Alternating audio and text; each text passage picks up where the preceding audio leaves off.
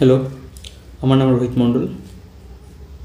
তো এই ভিডিওটা হচ্ছে যারা নিউট্রিশন নিয়ে ক্লাস 12-এ উচ্চ মাধ্যমিক দেবে, মানে অ্যাকচুয়ালি যারা 4th সেমিস্টার তাদের জন্য ভিডিও।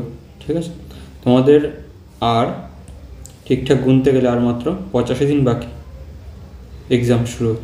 ঠিক আছে, এই ভিডিওতে বা এর পরের যে ভিডিওগুলো হবে নিউট্রিশনের ভিডিও, সেগুলোতে আমি দুটো বইয়ের উপর মেইনলি ফোকাস করে পড়াবো। একটা হচ্ছে পারুলের পুষ্টিবিজ্ঞান, একটা হলো রায় ও মার্টিনের পুষ্টিবিজ্ঞান। এই দুটো বইতে কোথাও কোনোটা ভালো, কোথাও আরেকটা জিনিস অন্য বইতে ভালো, তো দুটো মিক্স করে সেইভাবে এগোবো। আর ক্লাস করার আগে সবার প্রথম যেটা দেখতে হবে, আমাদের স্টার্ট করার আগে সবার প্রথমে দেখো, সবাই নোটিফিকেশান প্যানেল নামার পর এখানে দেখবে যে একটা ডু নট ডিস্টার্ব বলে একটা অপশান আছে। সেই অপশানটা সবাই এনাবেল করে রাখবে, অন করে রাখবে, যাতে করে ক্লাসের চলাকালীন কোনো রকম ডিস্ট্র্যাকশান না থাকে। ঠিক আছে, আর যেহেতু আমাদের অ্যাটলিস্ট আমার উদ্দেশ্য নাম্বার পাওয়াটা না, বোঝাটা, যেহেতু এটা রিয়েল লাইফে ইউজ করা যাবে এই সাবজেক্টটা, তো এই সাবজেক্টটা ম্যাক্সিমামটা বুঝে নেওয়ার চেষ্টা করব।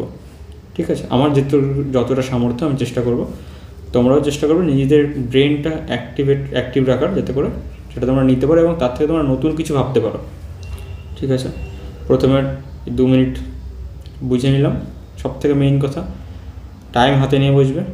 ভিডিও লম্বা হবে, একটা পেজে কখনো কখনো আধা ঘন্টাও চলে যেতে পারে, কিন্তু লাইন বাই লাইন আমরা পুরোপুরি বুঝে পড়বো, কোনো বাদ দেবো না, কোনো ফাঁকি দেবো না। ঠিক আছে, আর টেক্সট বই কেন ফোকাস করছি, কেন নোট বানাচ্ছি না, আমার মনে হয় টেক্সট বইতে পয়েন্ট টু পয়েন্ট কোনো বই কিছু থাকে, কোনো বইতে কিছু থাকে না, কিন্তু যেহেতু এই কারণে আমরা দুটো বই একসাথে ফোকাস করছি। ঠিক আছে, আমার দায়িত্ব হবে যে দুটো বইয়ের কোথা থেকে কোনটা পড়তে হবে সেটা। এরপর আমরা চলে যাই স্টার্ট ক্লাসের দিকে। ঠিক আছে, প্রথমে তোমাদের পরীক্ষা তো সবাই জানো 35 নম্বরে কত মার্কসের প্রশ্ন আছে, সেটা কি জানা আছে সবার? কত মার্কসের প্রশ্ন? মেইনলি তোমাদের 2 থাকবে, 2-এর কম আর কিছু থাকবে না, আর থাকবে হচ্ছে গিয়ে, আচ্ছা এই হচ্ছে বাদিকে রাখলাম রায় মার্টিনের পুষ্টিবিজ্ঞান, আর এদিকে এটা পারুল প্রকাশনীর। ঠিক আছে, এগোচ্ছি। কিছু জিনিস আমরা ওই যে বললাম যে কনসেপ্ট ক্লিয়ার রাখবো, সেই জন্য কিছু জিনিস এই দুটো বইতে থাকবে না, এমন জিনিসও যেগুলো বলবো যাতে করে বইয়ের জিনিসটা বুঝতে আরও সুবিধা হয়। ভিডিও আস্তে আস্তেই করার চেষ্টা করছি, কেননা যাদের আমি অফলাইনে পড়াই তারা বলে আমি খুব ফাস্ট কথা বলি, সেই কারণে আমি আস্তে আস্তেই বলার চেষ্টা করছি। কখনো ফাস্ট হয়ে গেলে স্পিডটা কমিয়ে নিও। চলো শুরু করি। এবার হচ্ছে নম্বর বিভাজন। পরীক্ষা কী আছে? 2টো ইউনিট আছে। প্রথম ইউনিট ডায়েট নিয়ে, ডায়েট প্ল্যানিং নিয়ে, আর নেক্সট ইউনিট হচ্ছে নিউট্রিশন রিলেটেড বিভিন্ন কমিউনিটিতে গিয়ে আমরা লোককে সচেতন করা, বিভিন্ন আইন আছে, বিভিন্ন সংস্থা আছে, সেই সব নিয়ে পড়াশোনা 2টো ইউনিটে। ফার্স্ট ইউনিটে 3টে চ্যাপ্টার, আর সেকেন্ড ইউনিটে 4টে চ্যাপ্টার। যদি আমরা দেখি যে ফার্স্ট ইউনিটে হচ্ছে মেইন নিউট্রিশন রিলেটেড পার্টটা ম্যাক্সিমামটা হয়ে যাচ্ছে, তারপরে একটু এক্সট্রা জ্ঞানের জন্য আমাদের এই মানে রিয়েল লাইফে ইউজফুলের যেগুলো ব্যবহার করার জন্য যে জ্ঞানটুকু দরকার, সেটুকু আমরা সেকেন্ড ইউনিট থেকে পাবো। যেমন বিভিন্ন সংস্থার মাধ্যমে যাওয়া, সরকারের মাধ্যমে বিভিন্ন প্রকল্প থাকে, সেই সব জিনিসগুলো নিয়ে পড়বো।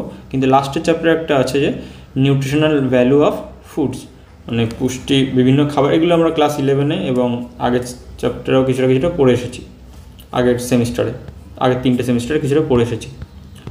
তো ওটা নিয়ে অতটা, সেটা আবার পুরনো জিনিসের মতোই হয়ে যাবে।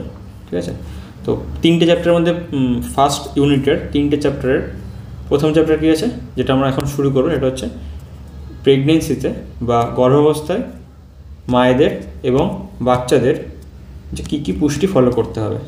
ঠিক আছে, এর জন্য আমাদের কিছু বেসিক নলেজ থাকতে হবে স্টার্ট করার আগে, যেটা আমি বাইরে থেকে পড়বো, এই বইতে পুরোপুরি নেই।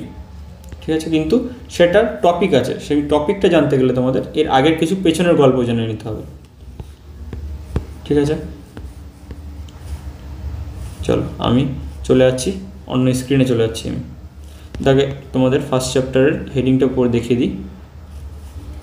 এই দুটো বই পাশাপাশি রেখে দিলাম, আশা করি বোঝা যাচ্ছে। হ্যাঁ,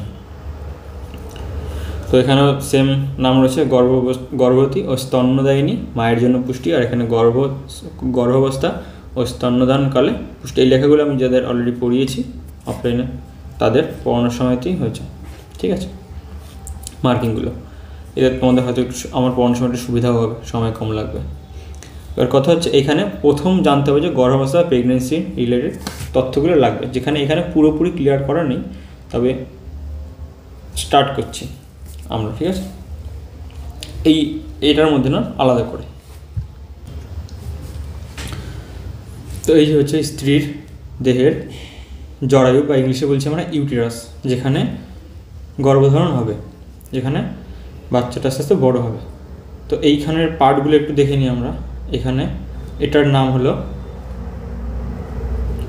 ইউটেরাস বা জরায়ু, এই পুরো পার্টটার নাম, ঠিক আছে। এই যে পুরো একদম পেশিবহুল এই অঙ্গটার নাম জরায়ু বা ইউটেরাস। আর এর দুই সাইডে যে ডান দিকে বা দিকে দুটো টিউব বেরিয়ে যাচ্ছে, এই টিউব দুটোর নাম হলো ফ্যালোপিয়ান টিউব। এই দিকে বাদিকের একটা, এই ডান দিকে একটা ফ্যালোপিয়ান টিউব।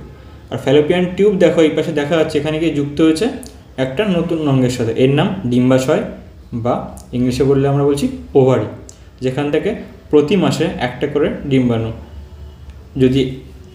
যদি জানুয়ারিতে এখান থেকে ডিম্বাণু উৎপন্ন, সাধারণ যে নিয়মটা, এবার এর আলাদা হতেই পারে, কিছু কিছু কমপ্লিকেশন হতেই পারে, কিন্তু সাধারণভাবে এই মাসে একটা যদি বাদিক থেকে বেরোয়, তাহলে নেক্সট মাসে ডান দিক থেকে একটা করে ডিম্বাণু বেরোবে। বেরিয়ে এই ডিম্বাণুটা কোথায়, এই ডিম্বাশয়টা দেখো যুক্ত রয়েছে একটা লিগামেন্টের মাধ্যমে জরায়ুর সাথে, এবং এটা খুবই শক্তপোক্ত থাকে যাতে করে ওই অত ভারী একটা বাচ্চাটাকে ধরে রাখতে পারে, ঠিক আছে। এবার পার্টগুলো পড়ে নিই। এটা বলে দিলাম জরায়ু থেকে বেরোচ্ছে ফ্যালোপিয়ান টিউব, ফ্যালোপিয়ান টিউবের পর ডিম্বাশয়। এবার ফ্যালোপিয়ান টিউবের দেখো বিভিন্ন জায়গার স্ট্রাকচার বিভিন্ন রকম, পিছন দিক দিয়ে ঘুরিয়ে দিলে আমরা ভালো দেখতে পারবো।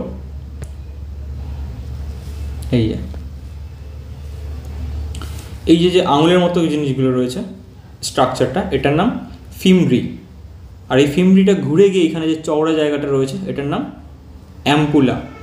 আর অ্যাম্পুলা থেকে এগিয়ে গিয়ে যেখানে জরায়ুর মধ্যে প্রবেশ করছে ফ্যালোপিয়ান টিউব যেখানে যে প্রবেশ করছে এটার নাম ইস্থমাস। তাহলে ইস্থমাস, ফ্যালোপিয়ান টিউবের কটা পার্ট, ইস্থমাস, অ্যাম্পুলা, ফিমব্রি কী হচ্ছে, প্রতি মাসে যখন ডিম্বাণু নিঃসরণ হচ্ছে তখন এ ক্যাচ করে অ্যাম্পুলাতে গিয়ে রাখছে, ঠিক আছে। অ্যাম্পুলাতে রাখলাম, এই পর্যন্ত থাকো। এবার একবার এর মধ্যে আসি যে ডিম্বাশয়ের মধ্যে দেখো, ডিম্বাশয় প্রতি মাসে এই একটা একটা করে ডিম্বাশয় গ্রোথ হয়ে ভেতরে যে ডিম্বাণুটা, যে নিউক্লিয়াসটা, এই নিউক্লিয়াসটা ফেটে বেরিয়ে যায়, মানে কোষ প্রাচীরটা ফেটে নিউক্লিয়াসটা বেরিয়ে যায়, নিউক্লিয়াসটা ক্যাচ করে, যেটা 2N সিঙ্গেল এ নয়, মানে হ্যাপ্লয়েড কোষ, সেটা ফিমব্রিতে যায় এবং গিয়ে অ্যাম্পুলা থেকে ওয়েট করে শুক্রাণুর জন্য। আর এখানে দেখো বাকি যে কোষের যে বাকি অংশটা, সাইটোপ্লাজমটা, এটা কি হয়, জুড়ে গিয়ে এখানে তৈরি করে কর্পাস লিউটিয়াম।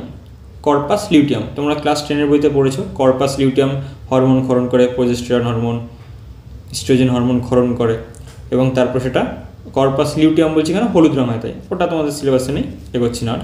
তো এটুকু জানিয়ে রাখি যে কর্পাস লিউটিয়াম হচ্ছে যেটা হরমোন তৈরি করছে, ঠিক আছে, ক্ষরণ করছে।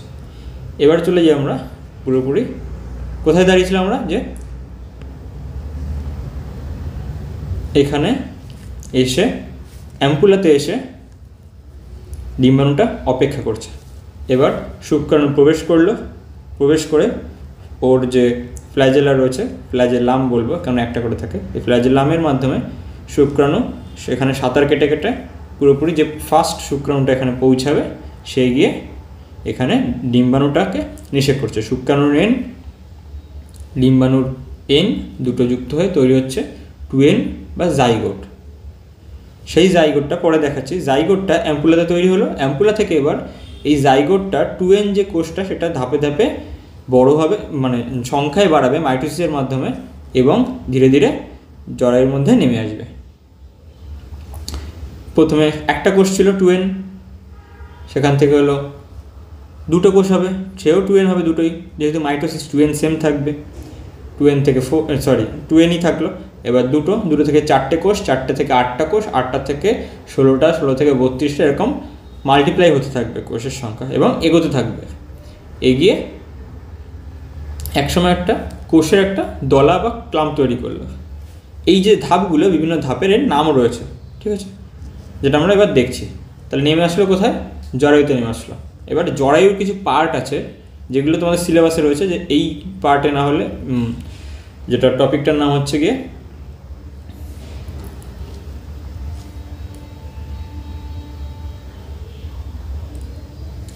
একটোপিক প্রেগনেন্সির জন্য আমাদের এবার এই জিনিসটা জানতে হবে। তাহলে আমরা কি করছি, জরায়ুর অর্ধেক কেটে দিচ্ছি, যাতে করে আমরা বুঝতে পারি যে ভিতরে কি হচ্ছে গল্প। তাহলে ওই পাশ থেকে এইসব করি। তাহলে ওই যে এখান থেকে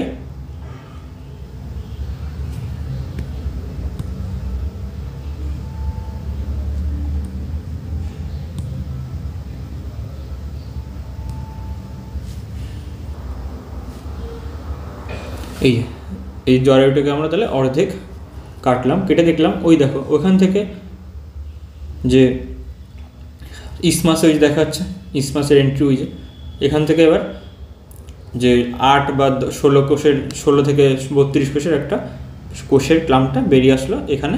এবার জরায়ুর এখানে থাকলো। এবার জরায়ুর বিভিন্ন পার্ট রয়েছে, যেমন দেখি যে ভেতরের যে স্তরটা দেখতে পাচ্ছি পাতলা স্তর, এটার নাম এন্ডোমেট্রিয়াম। কি নাম?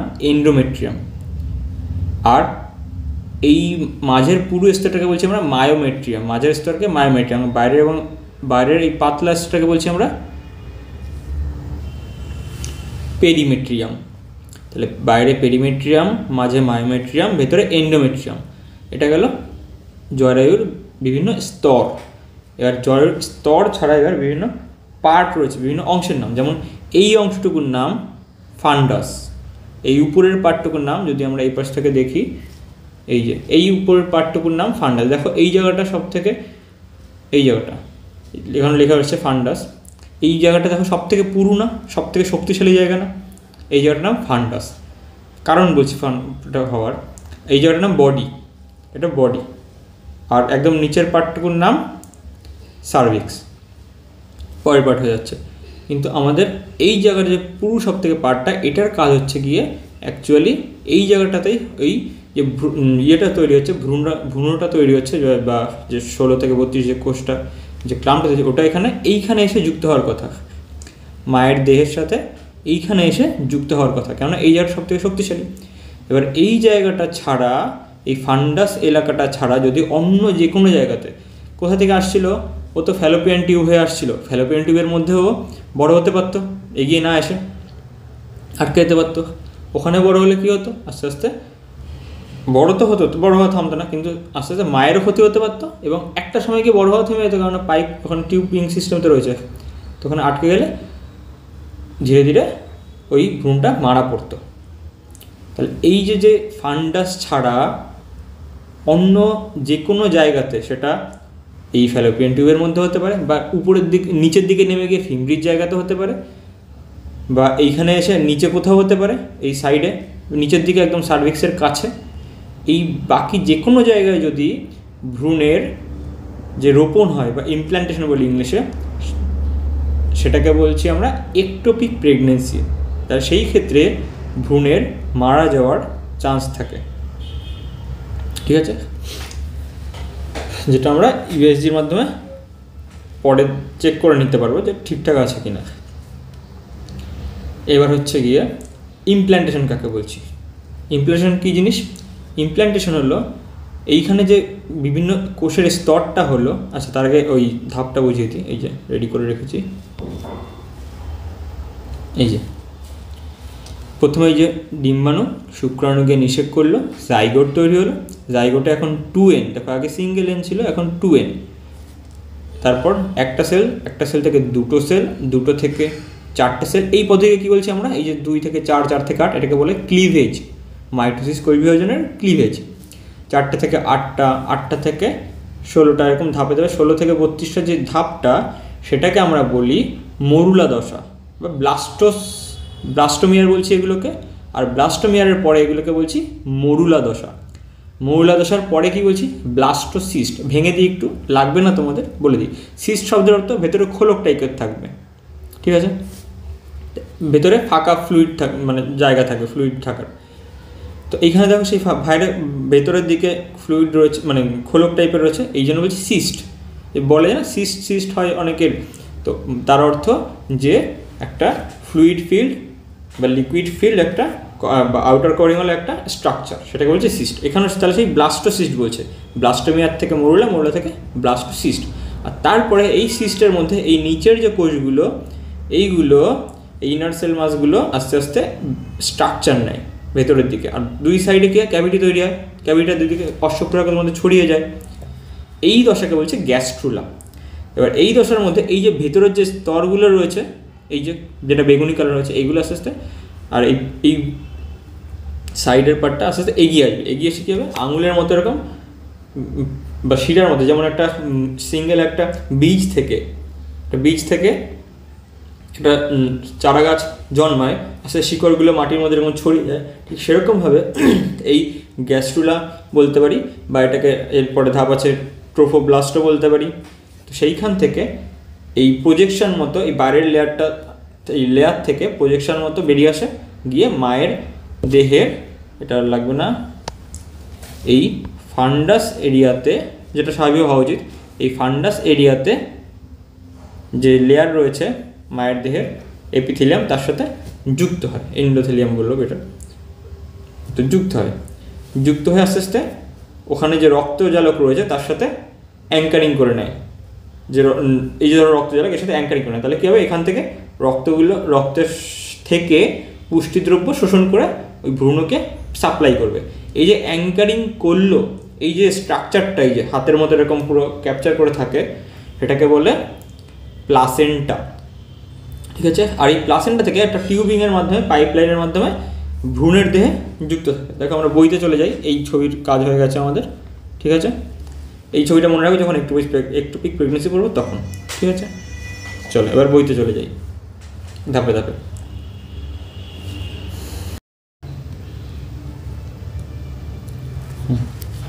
চলো তাহলে চলে আসলাম বইতে। এবার আমরা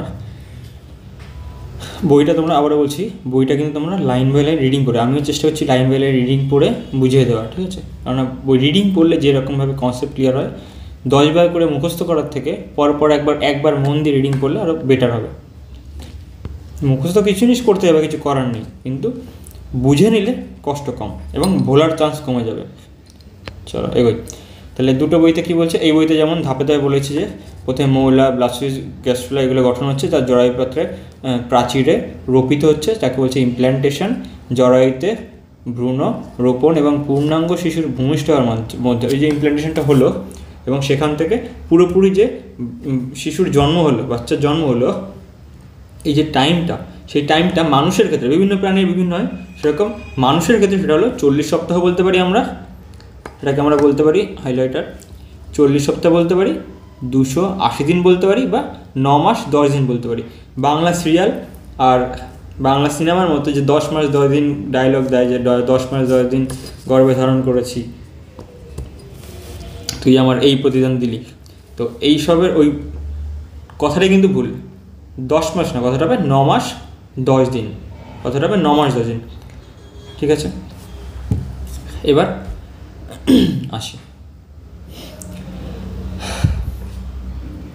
নেক্সট কী বলছে। আচ্ছা এই বইটা কী বলছে দেখিনি, ওইটাকে যে গঠন হচ্ছে যেটা, সেটা বলছে ভ্রূণ।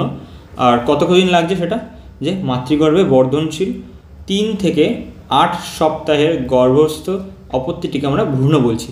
যে ধাপে ধাপে যে 1 মাসের মধ্যে এইটুকু যে স্ট্রাকচার হচ্ছে, যে গেল 3 থেকে 8 সপ্তাহ, 3 থেকে 8 সপ্তাহ মধ্যে 1 মাস 2 মাস 8 সপ্তাহ, মানে এই যে স্ট্রাকচারটা হচ্ছে, এইখানে বলছি আমরা ভ্রূণ, ঠিক আছে। ফিটাস, প্রথমে বলছিলাম ভ্রূণ, এখন বলবো ফিটাস বা অপত্য, যখন স্ট্রাকচার বডির সামনে কিছুটা চলে এসেছে। গেল এখানেও সেম বলেছে 9 মাস 10 দিন 40 সপ্তাহ, এখানে অ্যাড করে এক্সট্রা কী বলেছে 280 দিনের হিসাবটা বলে রেখেছে। আর এইখানে একটা গুরুত্বপূর্ণ কথা বলেছে, সেটা কি বলেছে দেখিনি একবার, দেখো, গর্ভাবস্থার সম্পূর্ণ সময়কাল হলো এতদিন। রজতচক্রের সর্বশেষ দিন থেকে শিশুর জন্মগ্রহণের মধ্যবর্তী সময়কালটিকে জেস্টেশন পিরিয়ড নামে পরিচিত। এখানে 280 দিন এখানেও অ্যাড করে দিয়েছে। আর এখানে কি বলছে, এখানে বলছে যে কি গেল, এই জরায়ুতে ভ্রূণের রোপণ এবং পূর্ণাঙ্গ শিশু ভূমিষ্ঠ হওয়ার মাঝে। তাহলে দুটো কথার মধ্যে কিন্তু ডিফারেন্স রয়েছে। এখানে বলছে কি গেল, হারিয়ে যাই মানে, হ্যাঁ, এখানে বলছে সর্বশেষ জেস্টেশন পিরিয়ড থেকে। দুটোর মধ্যে পার্থক্যতা বলছি। ডিম্বাণু তৈরি হয়ে রজস্রাব আগের মাসে হয়ে গেল। তারপরে আরেকটা পাশের যে ডিম্বাশয়টা রয়েছে সেখান থেকে আবার একটা ডিম্বাণু রেডি হতে 14তম দিনে সেটা নিঃসরণ হচ্ছে।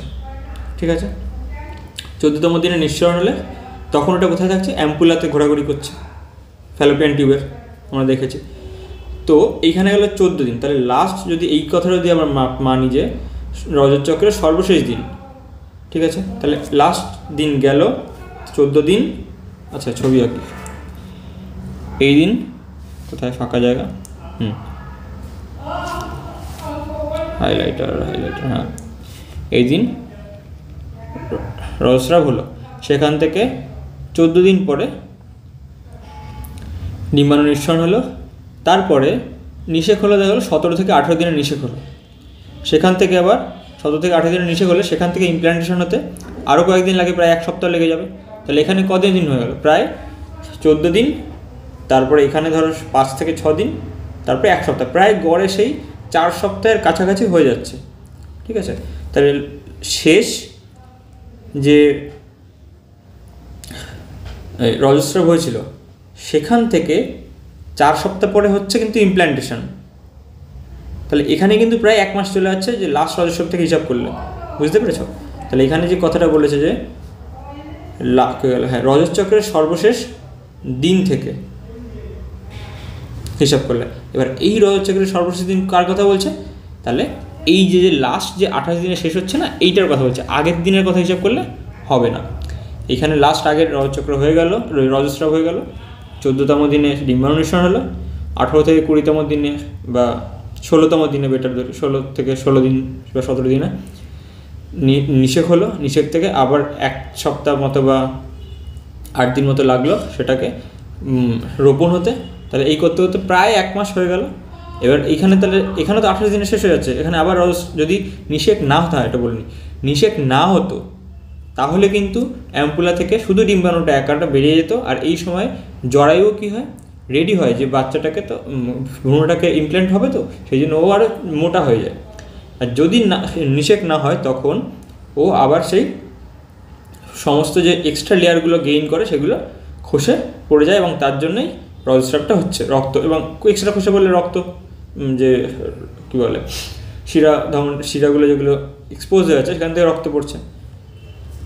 ঠিক আছে, তাহলে এই করতে করতে 28 দিন হয়ে গেল। তাহলে এইটার থেকে তারপর 280 দিন কাউন্ট হবে বা 40 সপ্তাহ কাউন্ট হবে। এইটার শেষ রজতচক্র। এখানে রজতচক্র কথাটা হিসাব করতে পারেন, এই দিনটা এখান থেকে কাউন্ট হচ্ছে। ঠিক আছে, সেম কথাই কী জিনিস এখানে, যে কী গেল, ইমপ্ল্যান্টেশন বা রোপণ। ঠিক আছে, গেল। এবার ধাপে ধাপে এগোই। এবার এই বইতে তেমন ধাপগুলো অতটা ভালো করে নেই। ঠিক আছে, পারুলটা এখন আমরা ইগনোর করব। পারুলটা ইগনোর করে আমরা এখন ফোকাস করব ইসের দিকে, কি বলে, রায় মার্টিনের দিকে। এবার দেখো 9 মাস 10 দিন, এটাকে 3 ভাগ করছে, 3 মাস 3 মাস 3 মাস। প্রথম 3 মাসে বলে প্রথম ত্রৈমাসিক, তারপর দ্বিতীয় ত্রৈমাসিক, তারপর তৃতীয় ত্রৈমাসিক। ইংলিশে বললো first trimester, second trimester, third trimester. তো আমি এখন থেকে যেহেতু ইংলিশ বলতে উচ্চারণ করতে সুবিধা হবে সেই কারণে বলছি first trimester, second trimester, third trimester করেই কথা বলবো। ফার্স্ট ট্রাইমেস্টার এই যে বলে দিয়েছে 1 থেকে 2 সপ্তাহ কাউন্ট করবে, 1 থেকে 12 সপ্তাহ, মানে প্রায় 2.5 মাস। তারপর 13 থেকে 25 সপ্তাহ তাই এটা কথা হচ্ছে আড়াইয়ের পর থেকে প্রায় 6 মাস পর্যন্ত, ঠিক আছে, তৃতীয় সপ্তাহ। তাহলে আড়াই মাস, অলমোস্ট 3 মাস হচ্ছে না কমপ্লিট, আড়াই মাস হচ্ছে। তাহলে তারপরে হচ্ছে 6 মাস পর্যন্ত কাউন্ট করেছে, 6 মাস। তারপরে লাস্ট হচ্ছে ত্রৈমাসিক হচ্ছে কি 40 সপ্তাহ পর্যন্ত, 26 থেকে 40 একদম শেষ 9 মাস, 10 দিন হিসাব হয়ে যাচ্ছে এর মধ্যে। এবার আসি এই 3টে যে ধাপ, ফার্স্ট ট্রাইমেস্টার, সেকেন্ড ট্রাইমেস্টার আর থার্ড ট্রাইমেস্টারে ভ্রূণ থেকে হচ্ছে গিয়ে ফিটাস হচ্ছে, সেই ভ্রূণকে ইংলিশে এমব্রায়ো বলি, এমব্রায়ো থেকে ফিটাস হচ্ছে।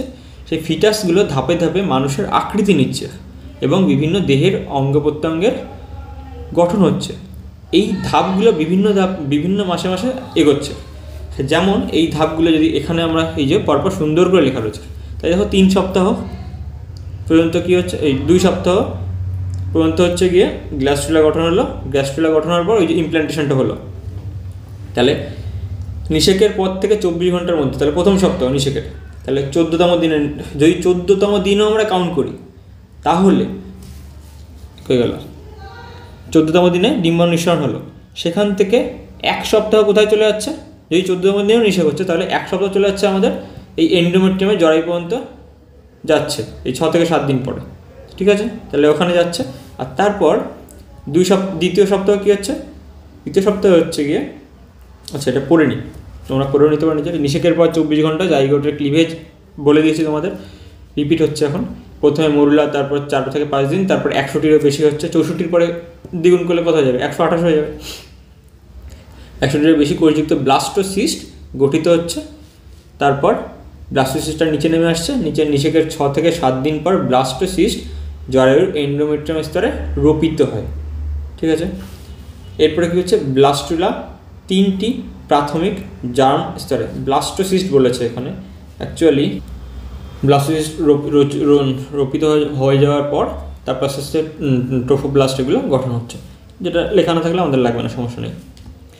ব্লাস্টুলা 3টি প্রাথমিক জার্ম স্তরে ধাপে ধাপে ভাগ হয়ে যায়। প্রথম জার্ম স্তর, প্রথম, দ্বিতীয়, তৃতীয়।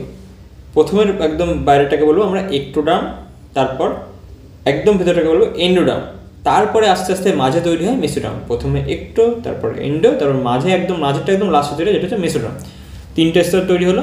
আর এই 3টে স্তর থেকে আমাদের বিভিন্ন অঙ্গ তৈরি হয় বিভিন্ন সময়, ধাপে ধাপে। কোথায় গেলাম, হ্যাঁ, এক্টোডার্ম এন্ডোডার্ম হয়ে গেল, দ্বিতীয় সপ্তাহ কমপ্লিট, গ্যাস্ট্রুলা গঠন হয়ে গেল।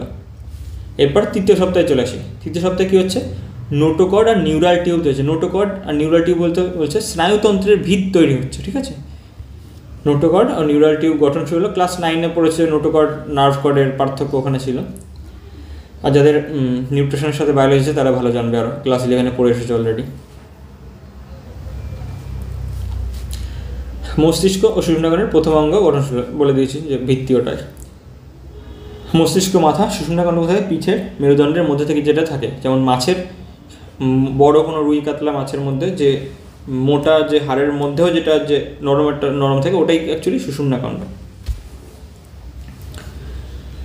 এটা ছিল, হ্যাঁ, এই সময়কালে থেকে সমগ্র গর্ভাবস্থার দেহে রজতচক্র বন্ধ থাকে। আচ্ছা, এই যে ইমপ্ল্যান্টেশন হয়ে গেল, তার মানে নেক্সট মাসে যদি আবার আরেকটা ডিম্বাশয় থেকে আরেকটা ডিম্বাণু তৈরি হয়, তাহলে তো একই জ্বরের মধ্যে দুটো হওয়ার চান্স বেড়ে যায় নিষেক হওয়ার। তো এটা বডি নর্মালি এড়িয়ে চলে, কখনো কখনো ইনকেস হয়ে যায়, ঠিক আছে। যেমন আমরা পরিত হই, কী বলে, বা একটা ডিম্বাশয় থেকেও দুটো ডিম্বাণু উৎপন্ন হতে পারে, কখনো বিভিন্ন রকম কেস হতে পারে। যেমন যমজের ক্ষেত্রে হয়, ঠিক আছে, এক টাইপের যমজের ক্ষেত্রে, কখন কোনো কোনো টাইপ আবার আলাদা হয়। আসি তাহলে, নর্মালি কি হয়, রজতচক্র বন্ধ থাকে যতদিন না পর্যন্ত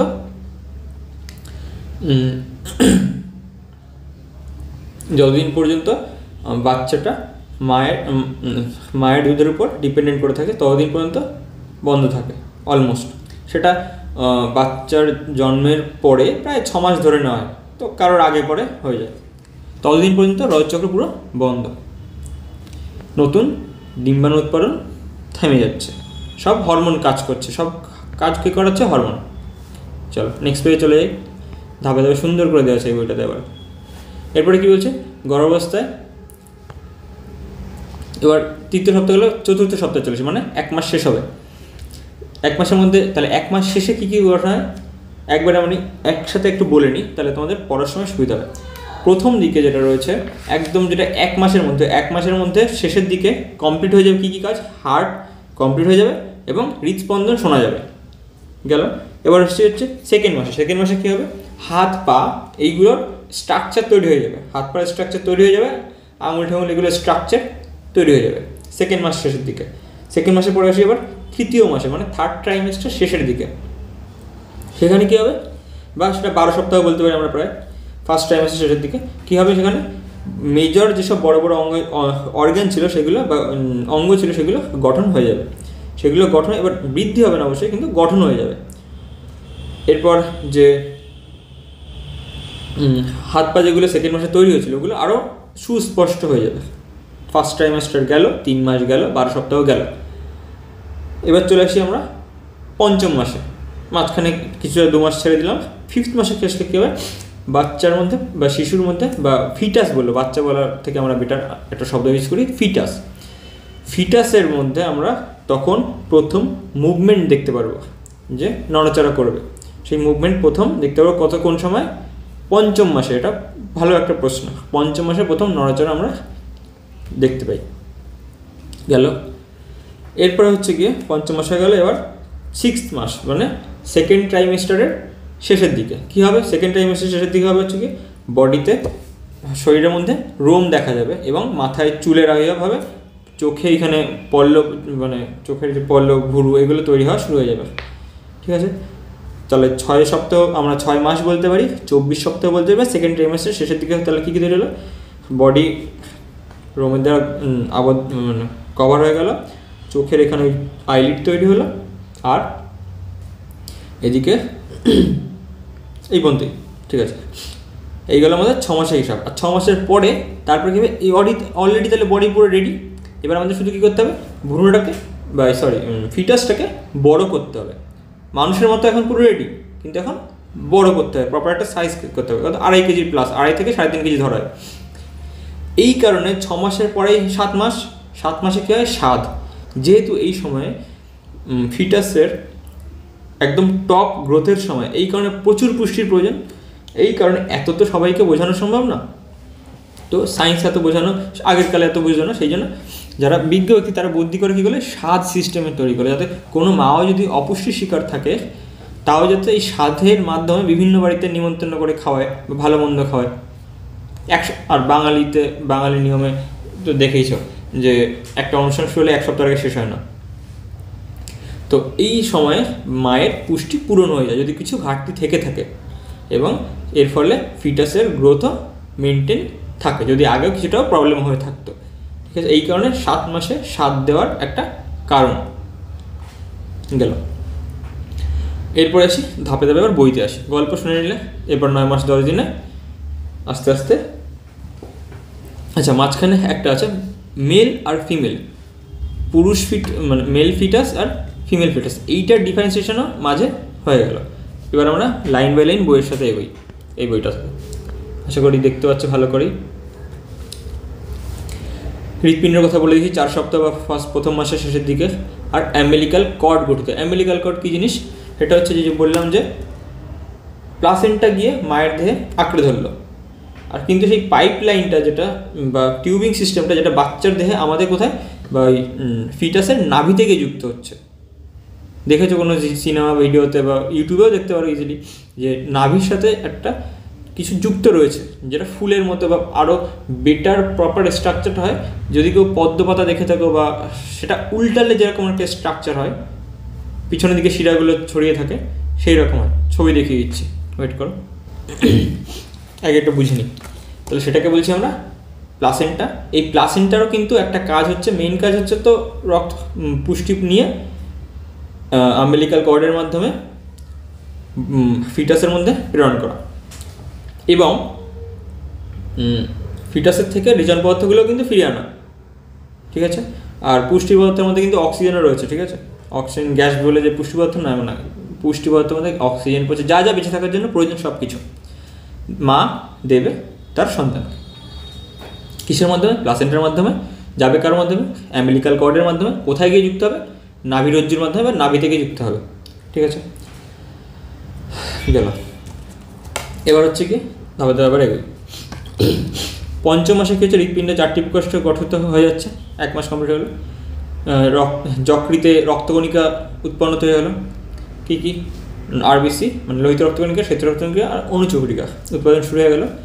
লিম্ব বার্ড, কিন্তু এর আগে তাহলে রক্ত কোথায় তৈরি হয়েছিল? এখন তো দায়িত্ব নিল যকৃৎ, তাহলে যকৃতের আগে কে তৈরি করেছিল রক্ত? ততদিন তৈরি করছিল যে ইয়ক স্যাক, মানে যে যেমন ডিমের কুসুমায় সেরকম এই ভ্রূণের তো একটা নিউক্লিয়াস রয়েছে, মানে এটারও তো একটা নিউক্লিয়াস রয়েছে, সেটার দায়িত্ব ছিল এতদিন রক্তকণিকা তৈরি করা। তারপর যখন যকৃৎ প্রায় গঠন হয়ে গেল, সেই অবস্থায় বলেছি 2 মাসের শেষে সমস্ত মেজর অর্গান তৈরি হয়ে যায়। তাহলে পঞ্চম সপ্তাহে মানে 1 মাস 1 সপ্তাহ নাগাদ যকৃৎ তো গঠন হয়েছে, সে রক্তকণিকার গঠন করার দায়িত্ব নিয়ে নিল, উৎপাদন শুরু হয়ে গেল। আর লিম্ব বার্ড গঠিত হয়। লিম্ব বার্ড মানে ওই হাত পা, এগুলো লিম্ব বলে। আর হৃৎস্পন্দন শুরু হয় বলে দিচ্ছি 1st মাসে। নেক্সট 6 সপ্তাহ কোথায়? 6 সপ্তাহে কী হচ্ছে? চোখ, কান, নাক এগুলো উৎপত্তি হয়ে গেল। আর 7ম থেকে 8ম সপ্তাহে মুখমণ্ডল গঠিত হলো, মুখে জিহ্বা। মোট কথা 2 মাসের মধ্যে মেজর অর্গান যা যা টুকটাক আছে সব কিছু স্ট্রাকচার নিয়ে নেবে। এই হাত পা গঠিত হয়, যেটা লিম্ব স্টার্ট হচ্ছে এইখানে 5ম সপ্তাহে, এখন 7 থেকে 8 সপ্তাহে কমপ্লিট হয়ে যাচ্ছে। আর প্রধানত অভ্যন্তরীণ অঙ্গের বৃদ্ধি হয়, যেটা আমি বললাম মেজর অর্গানগুলো কমপ্লিট হবে। চলে আসি এবার ফিটাল দশা। আগের দশাটার নাম কি ছিল? ভ্রূণ দশা। ভ্রূণ ফিটাসের পরিস্ফুরণ গেল। এতে নাম কোথায় গেল? দেখে নাও নামে কী দিয়েছে এখানে, ভ্রূণ দশা বা এমব্রায়োনিক স্টেজ। এখন হয়ে গেল ফিটাল দশা বা ফিটাল, এই যে ফিটাল দশা বা ফিটাস যেখানে গঠন শুরু হচ্ছে। তা এর পরের থেকে এবার কী হচ্ছে? ফিটাস আস্তে আস্তে বড় হচ্ছে ধাপে ধাপে, আর অন্যান্য কিছু যে রোম ঠোম এগুলো হবে দেখি। তাহলে 9 থেকে 12 সপ্তাহ মানে কতদিন হচ্ছে? পুরো 3rd মাসটা। ঠিক আছে, 3য় মাসটা কী হচ্ছে? অস্থি, পেশি, সমগ্র অঙ্গ এগুলো সম্পূর্ণভাবে গঠিত হচ্ছে। ফিটাসের মস্তক প্রায় অর্ধেক দৈর্ঘ্য সম্পন্ন হয়। এই সময় মাথাটাই সব থেকে বড় হয়। এই বইতে ছবিটা দেওয়া আছে নাকি? এই বইতেও দেওয়া আছে, হ্যাঁ। এই অবস্থাতে মাথাটাই কিন্তু ম্যাক্সিমাম হয় সাইজ। দেখো বডি এইটুকু আর মাথাই অর্ধেক, সেটাই বলছে।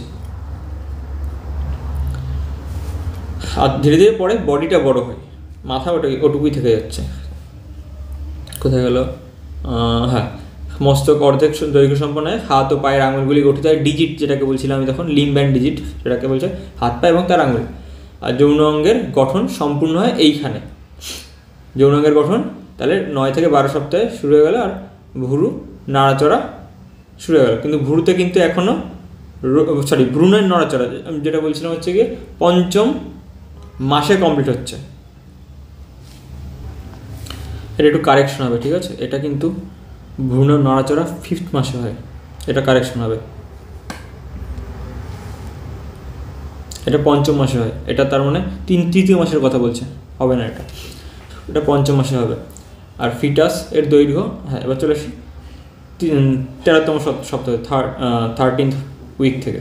ফিটাসের দৈর্ঘ্য প্রায় 18 সেন্টিমিটার, ওজন 100 গ্রাম হয়ে যায়। তাহলে দেহের তুলনায় মাথার আকার ছোটো হয় আস্তে আস্তে। দেহ বড় হচ্ছে, মাথা ছোট হচ্ছে না, কিন্তু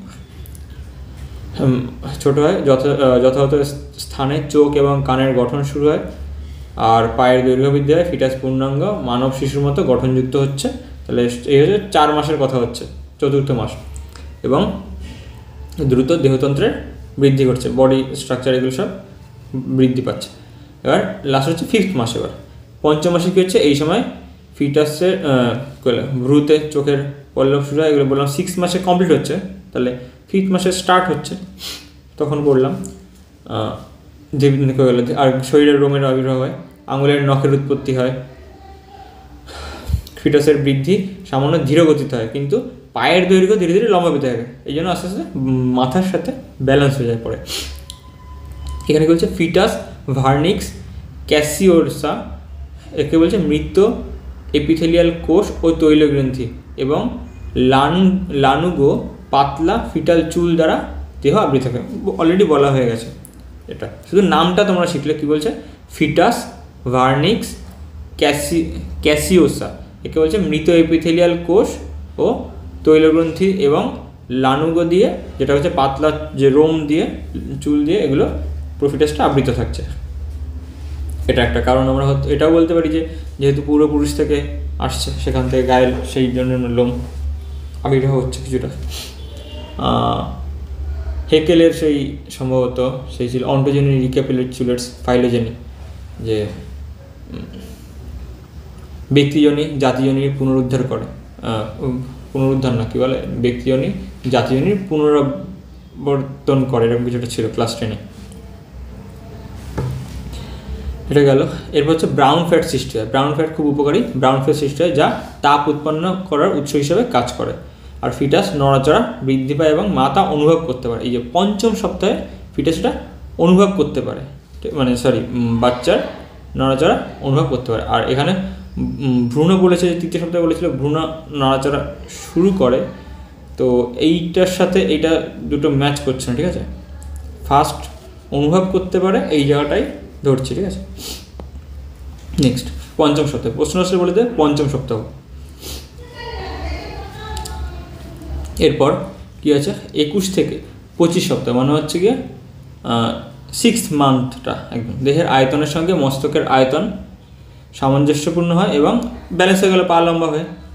আর ফিটাসের দৈর্ঘ্য 27 থেকে 35 সেন্টিমিটার হয় এবং ওজন হয় 550 থেকে 800 গ্রাম। এবার এই 6 মাসের ওজনটাকে আমাদের নিয়ে যেতে কোথায়, 2.5 কেজিতে, তাহলে প্রায় 5 গুণ বড় হতে হবে বাকি সময়টার মধ্যে। দেহের ত্বক গোলাপি বর্ণযুক্ত হয়, ঈষৎ কোঁচকানো হয়ে যায়, আর চোখের পাতা খুলে যায় এই সময়। আর ফিটাসের, তাহলে এই সময় দেখবে যে অনেক বাচ্চা যারা 6 মাসের জন্মায়, তাদের দেখবে চোখের পাতাও খোলে না। কেননা চোখের পাতা খোলার সময় কখন, 6 মাস, তার আগে জন্ম হয়ে গেছে, পুরোপুরি খুলে পারে না, ঈষৎ কোঁচকানো হয়ে যায়। আর ফিটাসের 24 সপ্তাহ, মানে প্রায় 6 মাস বয়সে গর্ভপাতে আইনত নিষেধ, শেষ সীমার অন্তর্গত। আচ্ছা, এটা একবার বলে রাখি, পরে ভালো করে পাবো। যদি বিভিন্ন কারণে আনওয়ান্টেড প্রেগনেন্সি হতে পারে, যদি তখন গর্ভপাতের প্রয়োজন হতে পারে, বা ওই ভ্রূণের মধ্যে কিছু রোগ থাকতে পারে, যেগুলো আমরা একটা টেস্টের মাধ্যমে জেনে নেব। সেই টেস্টের নাম কি, অ্যামনিওসেন্টেসিস। এই ভ্রূণের মধ্যে এই যে স্ট্রাকচারটা, এর মধ্যে ইঞ্জেকশন ঢুকিয়ে এখান থেকে লিকুইড নেব, অ্যামনিওটিক ফ্লুইড নেব। তার মধ্যে কী হচ্ছে, এই ভ্রূণের থেকে তো মৃত কোষও বেরিয়ে যাচ্ছে, যেটা এই লিকুইডের মধ্যে রয়েছে, সেটা তার মধ্যে পেয়ে যাবো স্যাম্পেলে। সেগুলো নিয়ে আমরা তার ডিএনএ বের করব। ডিএনএতে দেখবো যে রোগ সৃষ্টিকারী কোনো ডিএনএ আছে কি না, ঠিক আছে। আর এই ডিএনএ বের করছি মানে আমরা সেখান থেকে 22 + XY বা 44 + XY বা 44 + XX, যেটা হচ্ছে ফিমেল, আর আগেরটা ছিল XY হলে হয়ে যাচ্ছে মেল। তো হাইলাইট চেঞ্জ করি, তো কালার সিঙ্গেল কালার লাল, ঠিক আছে। 44 + XY হচ্ছে গিয়ে মেল, আর 44 + XX এটা হচ্ছে গিয়ে ফিমেল। তো এই অ্যামনিওসেন্টেসিসের মাধ্যমে কিন্তু এটাও জানা যায় যে ওটা স্ত্রী, মানে মেল না ফিমেল ফিটাস। তো এইটার মাধ্যমে আগে কী হতো, এইভাবে জেনে নিয়ে এই কারণেই ভ্রূণ হত্যা করতে, এইভাবে জেনে নিয়ে ভ্রূণ হত্যা করতে, যদি মেয়ে সন্তান জন্মায় তাকে আগে থেকেই গর্ভপাত করে দিত। কিন্তু এখন অ্যামনিওসেন্টেসিস চলছে, কিন্তু এই ডেটাটা কিছু কিছু ক্ষেত্রে অ্যামনিওসেন্টেসিস করানো হবে, কেননা তা নাহলে তো জানা যাবে না যে বাচ্চাটার কোনো জেনেটিক রোগ রয়েছে কি না। তো সেটা করা হবে, কিন্তু এই ডেটাটা কখনোই বের করা হবে না যে সেটা পুরুষ নাকি স্ত্রী। তো এই কারণে ওভারঅল বলতে গেলে অ্যামনিওসেন্টেসিস এখন ব্যান ইন্ডিয়াতে এখন অ্যামনিওসেন্টেসিস ব্যান, কিন্তু বিশেষ কোনো ক্ষেত্রে কাজে লাগতেই পারে ওই টেস্টের, মানে খুব বিশেষ যদি রেয়ার কোনো কেস থাকে তখন। যেমন মা বাবা অলরেডি অসুস্থ, মানে জেনেটিক রোগে আক্রান্ত জানা রয়েছে, তাহলে দেখতে হবে যে শিশু আক্রান্ত, সেই সময় আমাদের আইন মেনে পারমিশন নিয়ে তখন করতে হবে প্রপার গাইডেন্সে, যাতে করে তারা এটা জানতে না পারে যে মেল না ফিমেল। সেভাবে গেল। এটা বলছে অ্যামনিওসেন্টেসিস বলে ফেললাম। কি বলছিলাম, হ্যাঁ, এবার এই যে গর্ভপাতের টাইম আছে, সেই অনুযায়ী সরকার নিয়মও করে দিয়েছে যে প্রথম 3 মাসে আলাদা, পরের 3 মাসে আলাদা। প্রথম 3 মাসের ক্ষেত্রে করতে গেলে একজন ডাক্তার হলে হয়ে যায়। আর লাস্টের দিকে এই যে সেকেন্ড 3 মাসে হলে, মানে সেকেন্ড ট্রাইমেস্টারের মধ্যে হলে 2জন ডাক্তারের পরামর্শ লাগে। এবং 6 মাস ক্রস করে গেলে তাহলে সেটা পুরোপুরি নিষিদ্ধ, কেননা তাতে মায়ের শরীরের ওপর খুবই, শরীর শুধুমাত্র শরীর না, পুরো শরীর, শারীরিক এবং মানসিক আঘাত পায় মা। সেই কারণে ওটা 6 মাসের পরে নিষিদ্ধ ভারতে। গেল। হ্যাঁ, চলো 6 মাস হয়ে গেল। এবার হচ্ছে গিয়ে 6 মাসের পর থেকে, তাহলে এখানে আমরা বলেছি কিন্তু যে মেল ফিমেল রেডি হয়ে যায়, কিন্তু মেলের ক্ষেত্রে পুরুষের ক্ষেত্রে যে শুক্রাশয় সেটা স্ক্রোটাম নামক থলির মধ্যে নামে না, সেটা পেটের মধ্যেই থেকে যায়। এটা ধরি পেটের মধ্যেই শুক্রাশয় দুটো থেকে যায়, স্ক্রোটাম নামক থলির মধ্যে নামে না। এই যে এখন পড়ছি আমরা, যে এটা হচ্ছে 7 মাস, যেটা বলছি 7 মাস, এটাকে হচ্ছে ফিটাসের দৈর্ঘ্য আরও বৃদ্ধি হবে, ওজন আরও বৃদ্ধি হবে, দেহের সঞ্চিত ফ্যাটের পরিমাণ বাড়ছে, ত্বকের কোঁচকানো ভাব কমে যাচ্ছে। ফ্যাট বাড়ছে, তাহলে কোঁচকানো ভাব ফুলে উঠছে, মানে তাহলে কোঁচকানো ভাব কমে যাচ্ছে। আর 28 থেকে 32 সপ্তাহের মধ্যে পুরুষ ভ্রূণের দেহে থাকা, মানে উদরগহ্বরে থাকা শুক্রাশয় দুটি উদরগহ্বর থেকে নেমে উদরগহ্বরের বাইরে স্ক্রোটাম নামক থলিতে নেমে আসে। এখানে পুরো বডিতে ছিল, সেখানে থলির মধ্যে দুটো নেমে আসলো। যদি না আসতো তাহলে যে রোগ হতো তার নাম ক্রিপ্টারকিডিজম।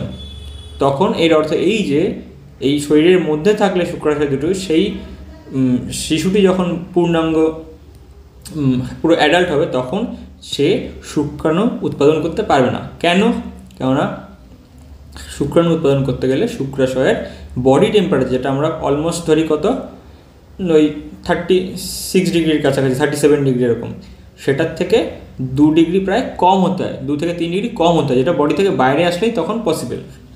তো বডির ভেতরে থাকলে এই টেম্পারেচার মেনটেন হবে না, সেই কারণে শুক্রাণু উৎপাদন করতে অক্ষম হবে শুক্রাশয় দুটি, যে রোগটার নাম ক্রিপ্টারকিডিজম। গেল। এটা যেমন নেই আমি তাও বলে দিলাম। এটা হচ্ছে 30 থেকে, এবার হচ্ছে 8 মাসের কথা, সোজা কথা, বাড়তি কথা বললাম নেই। 8 মাসের কথা বলছে, কি বলছে, 3rd ট্রাইমেস্টারে চলছি আমরা। 8ম মাসে কী চলছে, ফিটাসের দৈর্ঘ্য আরও বড় হবে, ওয়েট আরও বড় হবে, প্রায় 2.5 কেজি কাছাকাছি চলে গেছে, ত্বক গোলাপি হলো, বর্ণ মসৃণ হলো, শিশু মাথার নিচের দিকে চলে আসে। তাহলে আগে এতক্ষণ দেখো, আগে ছিল উপরের দিকে মাথা, ঠিক আছে, যত নিচে, এবার যেই 8 মাসে আসলো এখনও উপরের দিকে, যেই 8 মাসে আসলো তখন মাথা চলে আসলো নিচের দিকে, ঠিক আছে, কেননা মাথা দিয়েই আগে জন্ম হবে, জন্মের সময় মাথাটা আগে থাকে। আর যদি না থাকে তখন আমরা চিট্টি বা রোবট দেখেছি তো সিনেমা, সবাই ওখানে দেখেছি তো, রোবট বা চিট্টিটা কী করে বাচ্চাটাকে ঘুরিয়ে দেয় যাতে করে মাথার নিচের দিকে থাকে। চলো, এটা হয়ে গেল। হ্যাঁ, এবার হচ্ছে কি 38 সপ্তাহ, মানে 9 মাসের কথা হচ্ছে। শিশুর দৈর্ঘ্য প্রায় আরও বেড়ে যাচ্ছে, বেড়ে গিয়ে এখানে প্রায় 3.5 কেজি পর্যন্ত, অর্থাৎ কী বলেছি, 2.5 থেকে 3.5 কেজির মধ্যে হতে হবে সুস্থ শিশুর ওজন। শিশুর উদরের পরিধির মাথার আয়তনের তুলনায় বেশি হয়, উদরের পরিধি মাথার থেকে একটু বড় হয়। আর শিশু অ্যামনিওটিক তরল পান করে এবং মূত্র ত্যাগ করে। যে অ্যামনিওটিক ফ্লুইড যেটা বলছিলাম, যেখান থেকে টেস্ট হলো, যে লিকুইডটা, এই ফ্লুইড তখন শিশুটা পান করছে এবং ওর মধ্যেই মূত্র ত্যাগ করছে, সবার মধ্যে হচ্ছে, ওই পুরো একদম পাউচ করা থাকে। যদি তোমরা ডিম ভাঙো, ডিমের ভেতরে একটা আলাদা লেয়ার থাকে না, ঠিক সেম ওই টাইপের একটা লেয়ার, এই যে ধরে নিতে পারি আমরা, এইটাকে বলতে পারি সেরকম একটা লেয়ার। তাহলে এই লেয়ারের মধ্যে বাচ্চাটা সুরক্ষিত থাকছে। আর শিশুর জন্মের সময় এই লেয়ারটাই থাকে, সেটা পুরো ছিঁড়ে বেরিয়ে আসে।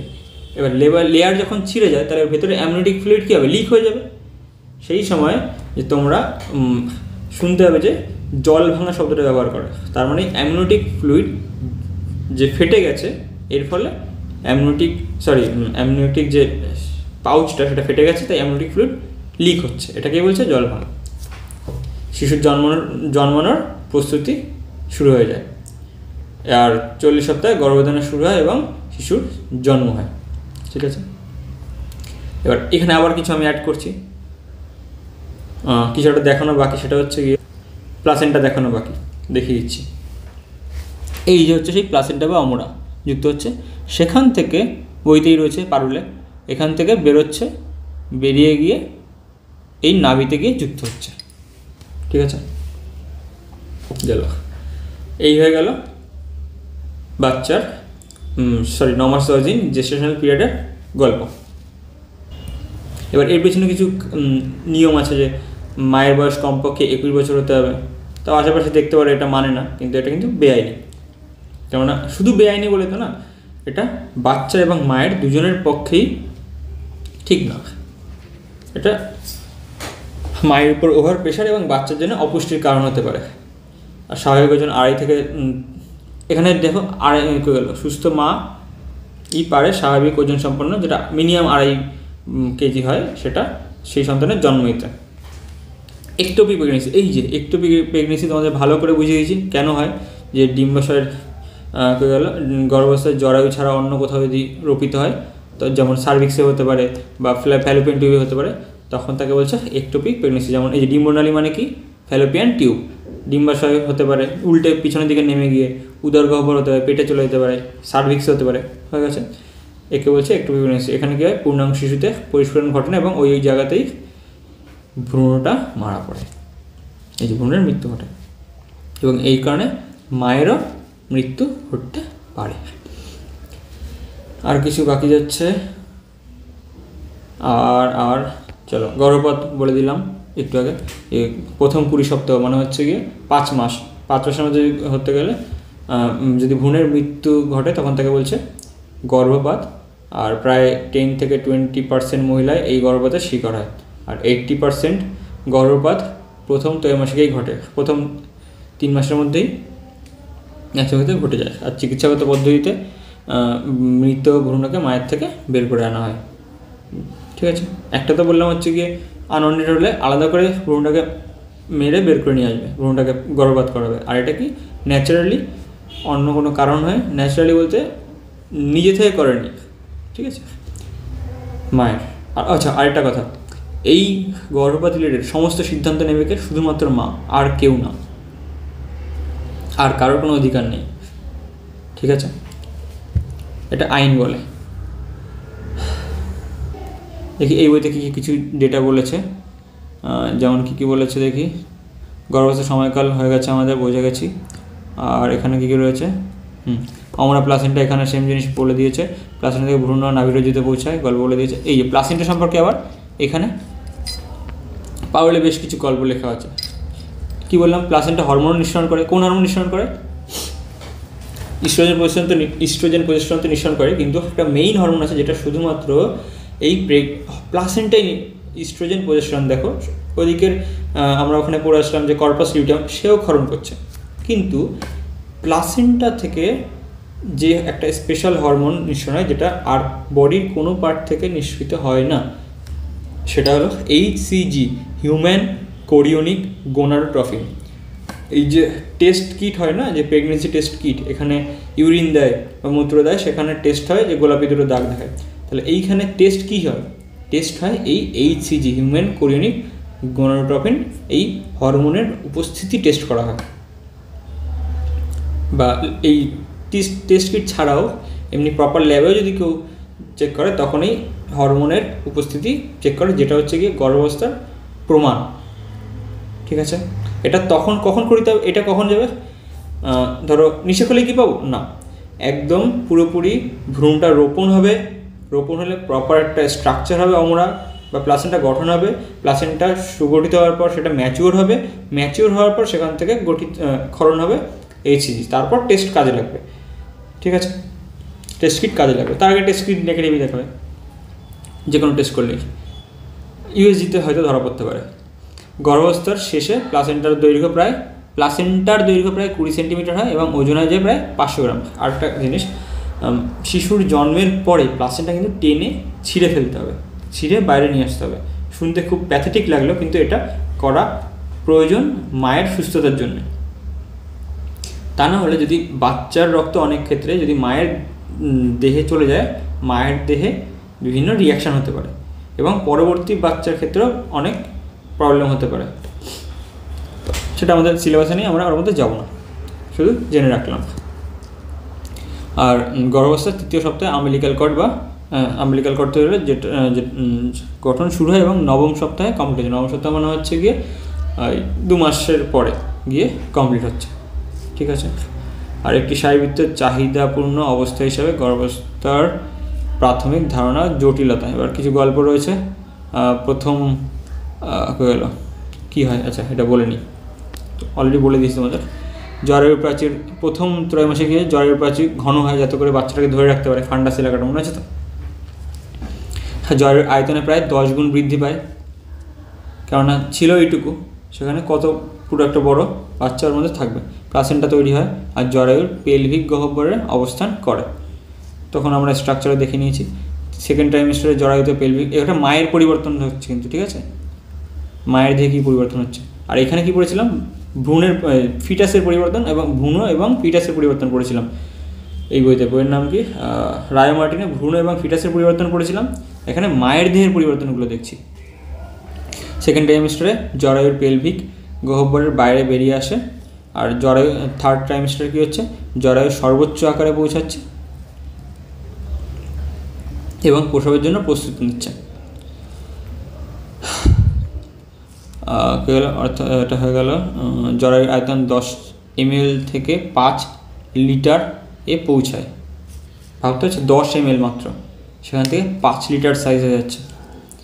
তাহলে স্বাভাবিকের তুলনাতে 500 থেকে 1000 গুণ আয়তন ভেতরের বৃদ্ধি পাচ্ছে, ভেতরের দিকের। প্রথম ট্রাইমেস্টারে 10 গুণ, তার শেষ পর্যন্ত যেতে যেতে সেটা 500 থেকে 1000 গুণ হয়ে যাচ্ছে।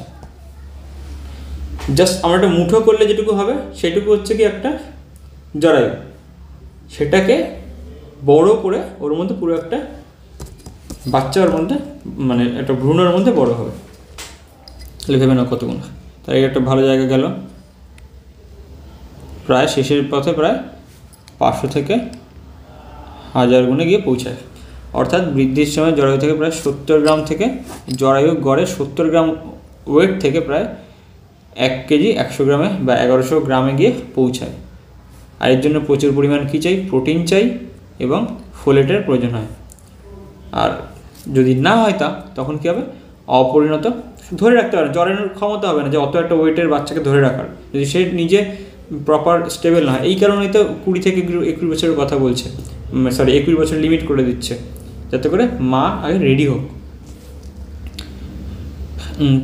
আচ্ছা গেল, হ্যাঁ, পূরণ না হলে সন্তান অপরিণত হয়ে যাবে এবং IUGR ইন্ট্রা-ইউটেরাইন গ্রোথ রিটার্ডেশন হবে, ভ্রূণ প্রপার বৃদ্ধি হবে না এবং কখনো সেটা ভ্রূণ মারাও যেতে পারে। আর কি রয়েছে এখানে, রক্তবাহ এবং এবার সব মায়ের পরিবর্তন পড়ছি। দেখো রায় মার্টিন কার কথা বলছে, এখানে এক্সট্রা ভ্রূণের গল্পের কথা বললো, কিন্তু সেটা পাউলে নেই। তাহলে আমাদের এই জন্য 2টা বই পড়তে হবে। আর মায়ের এখানে পরেও কিছু কিছু লেখা আছে, একেবারে নেই তা না, এই যে সুন্দর ধাপে ধাপে লেখা আছে, পড়ছি আমরা।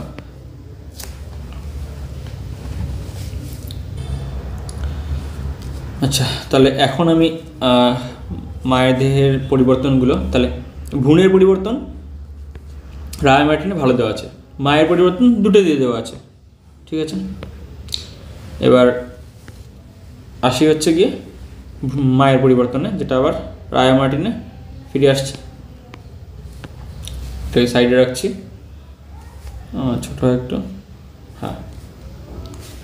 এবার পড়ছি হচ্ছে, আচ্ছা এখানে কিছু আছে গর্ভাবস্থায় বাহ্যিক কিছু উপসর্গ রয়েছে, যেমন মাসিকের অনুপস্থিতি, আমরা পড়ে আসলাম, বমি ভাব হওয়া, ক্লান্তি, বারবার মূত্রত্যাগের প্রবণতা, কোষ্ঠকাঠিন্য বধ হচ্ছে এবং খাবারের প্রতি অনীহাভাব, তলপেটে খিঁচুনি, গালে বাদামি ছোপ চলে আসে, যার নাম হচ্ছে মেলাসমা বলি আমরা, এটা ভালো লক্ষ্য করা যায়। আর পেটের মধ্যে কালো কালো দাগ লাইন তৈরি হয়ে যায়, কেননা পেটটা তো বড় হচ্ছে, কারণ চামড়াগুলোর মধ্যে ফাটল তৈরি হচ্ছে, আর সেখানে আবার রিপেয়ার হচ্ছে, ফাটল তৈরি হচ্ছে, রিপেয়ার হচ্ছে, ফাটল তৈরি হচ্ছে, রিপেয়ার হচ্ছে, খাঁজ হয়ে যায়। গোড়ালি, হাত বা পায়ে জল জমে যায়, এটার কারণ পরে বলছি। ওজন বৃদ্ধি হয় আর ফুসফুসে চাপ বাড়ার কারণে শ্বাসকষ্টও হয়। তো এই পর্যন্ত রাখলাম মায়ের শারীরবৃত্তীয় পরিবর্তনটা, এরপরে আমরা পড়ছি, ঠিক আছে। পরের ভিডিওতে।